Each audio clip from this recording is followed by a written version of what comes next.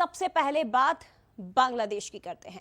भारत और बांग्लादेश के बीच रिश्तों में खटास बढ़ती जा रही है और बांग्लादेश जल रहा है। बांग्लादेश में बढ़ते तनाव के बीच भारत ने इंडियन वीजा एप्लीकेशन सेंटर्स में वीजा सेवाएं अगले आदेश तक रोक दी थी।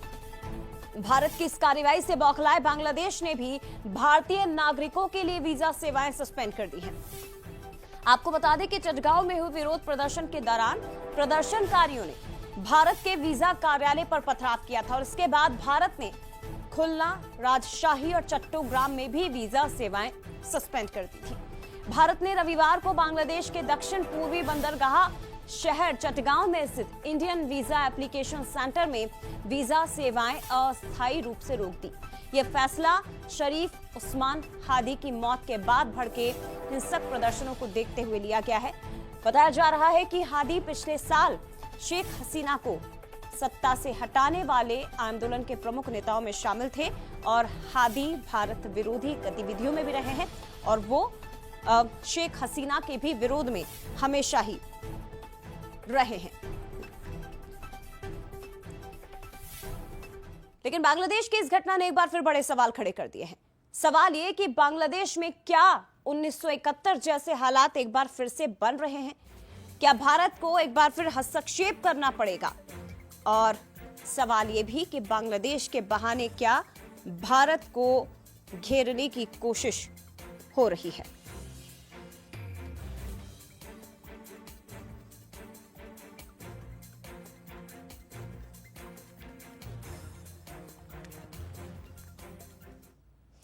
तो देखिए, बांग्लादेश में हिंदुओं पर लगातार अत्याचार हो रहे हैं, लेकिन क्या बांग्लादेश के लोग ये जानते हैं कि 1971 के युद्ध में भारत ने उस जमाने में क्या किया था? 1971 के युद्ध में भारत ने बांग्लादेश के लिए 500 करोड़ रुपए खर्च किए थे। 500 करोड़ उस जमाने में, जो आज के हिसाब से करीब करीब 25,000 करोड़ रुपए हैं। 1971 का ये पूरा घटनाक्रम। तो क्या ये माना जाए कि बांग्लादेश भारत के उन एहसानों को भूल चुका है जो भारत ने 1971 में किए थे और आजाद करवाया था बांग्लादेश को? लेकिन आज उसी बांग्लादेश में भारतीयों और हिंदुओं के खिलाफ अत्याचार इतने ज्यादा बढ़ गए हैं कि उन्हें जिंदा जलाकर मारा जा रहा है। भारत ने तब 500 करोड़ रुपए खर्च किए थे बांग्लादेश पर और आज वो 25,000 करोड़ रुपए हैं। 15 दिसंबर 1971 तक बांग्लादेश के लगभग 1 करोड़ रिफ्यूजी भारत में आकर रह रहे थे और इन पर भारत सरकार ने उस समय 525 करोड़ रुपए खर्च किए, जो आज के समय में करीब 25,000 करोड़ रुपए बनते हैं। यानी कि 50,000 करोड़ रुपए सीधे यही हो गए। अब इसके अलावा युद्ध में भारत की तीनों सेनाओं के करीब करीब 4,000 सैनिक शहीद हुए थे, जिसमें भारत के भी शामिल थे। हमारे लगभग 10,000 से ज्यादा जो सैनिक है इस युद्ध में घायल हुए थे। ये सब किस लिए किया गया? सब बांग्लादेश की आजादी के लिए किया गया, बांग्लादेश को आजाद कराने के लिए किया गया। और आज 54 साल बाद बांग्लादेश भारत के उस एहसान को भूल चुका है। बांग्लादेश के 17.5 करोड़ लोग हमारे सैनिकों की उस कुर्बानी को भूल चुके हैं, जिस बांग्लादेश के लिए भारत के सैनिकों ने अपना बलिदान दिया, पर वहीं आज हिंदुओं का खून बह रहा है। तो बांग्लादेश जल रहा है और बांग्लादेश में आज हिंदू होना आसान नहीं है। भारत अपनी तरफ से कोशिशें लगातार कर रहा है, लेकिन सबसे हैरान करने वाली बात यह है कि दुनिया भर के देश इस मामले पर चुप बैठे हुए हैं। दुनिया के देशों की चुप्पी आप देखिए। जो बड़े बड़े देश आज खुद को महाशक्ति मानते हैं, जो मानव अधिकारों की बात करते हैं, अपने आप में चैंपियन मानते हैं, जो लोकतंत्र की बात करते हैं, संविधान की बात करते हैं, मानव अधिकार की बात करते हैं, अभिव्यक्ति की आजादी की बात करते हैं, वो देश आज चुप बैठे हुए हैं और इन सारी कट्टरपंथी घटनाओं को देख रहे हैं चुपचाप। और ये देखकर भारत के 140 करोड़ लोगों को दुख इसीलिए हो रहा है क्योंकि हमारे देश के लोगों ने ही इसी बांग्लादेश के लिए अपनी कुर्बानियां दी हैं। और विदेश मामलों के जानकार ब्रह्मदीप अलूने जी हमारे साथ इस वक्त और ज्यादा बातचीत के लिए, विश्लेषण करने के लिए जुड़ गए हैं। ब्रह्मदीप जी, स्वागत है आपका बंसल न्यूज पर। जो हालात बांग्लादेश में बने हैं सर इस वक्त, जहां एक बार फिर से हिंदुओं पर अत्याचार हो रहे हैं, हिंदुओं को जलाया जा रहा है, मंदिरों पर हमले किए जा रहे हैं, क्या ये 1971 की घटना की यादों को ताजा करता है और क्या हालात एक बार फिर से उसी तरह के बन रहे हैं? देखिए जया जी, अब बांग्लादेश के जो हालात हैं वो 1971 से कहीं आगे निकल गए हैं और उससे कहीं अलग है, क्योंकि 1971 में बांग्लादेश की अस्मिता का मसला था, लेकिन अब ऐसा लग रहा है कि इस्लामिक कट्टरता हावी हो गई है और यह कट्टरपंथी संगठन जो है एक धर्मनिरपेक्ष बांग्लादेश को कट्टर इस्लामिक राष्ट्र के तौर पर मोड़ देना चाहते हैं। यही कारण है कि हिंदुओं पर हमले हो रहे हैं। लेकिन इन सबके बीच देखिए, मोहम्मद यूनुस जो है वो सरकार को संभाल नहीं पा रहे हैं।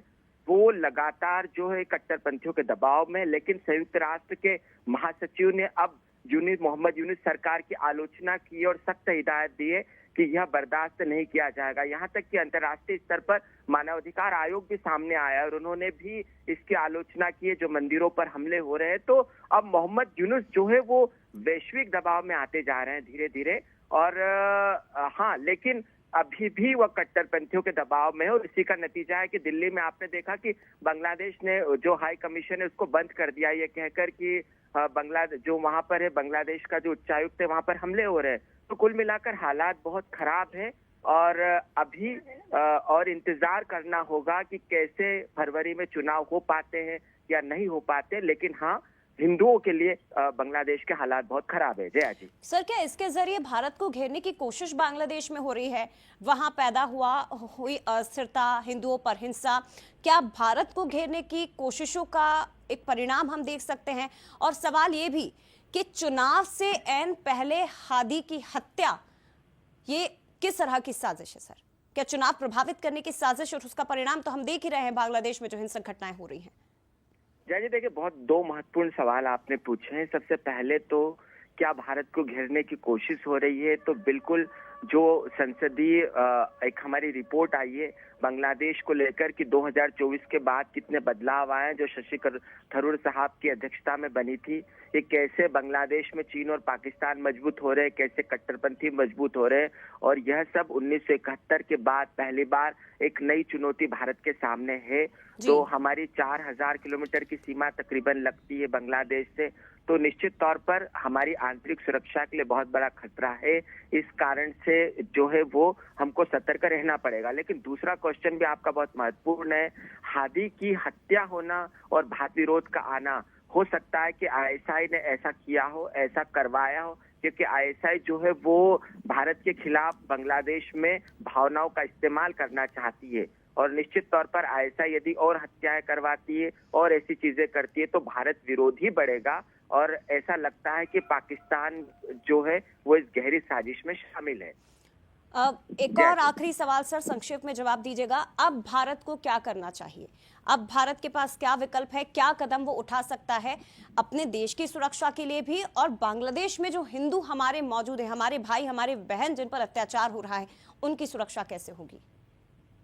देखिए, जो भारत बांग्लादेश के बॉर्डर पर पूरी तरीके से बाढ़ लग गई, करीब 170 किलोमीटर का इलाका बचा हुआ है, तो सुरक्षा व्यवस्था को लेकर चाक चौबंद है।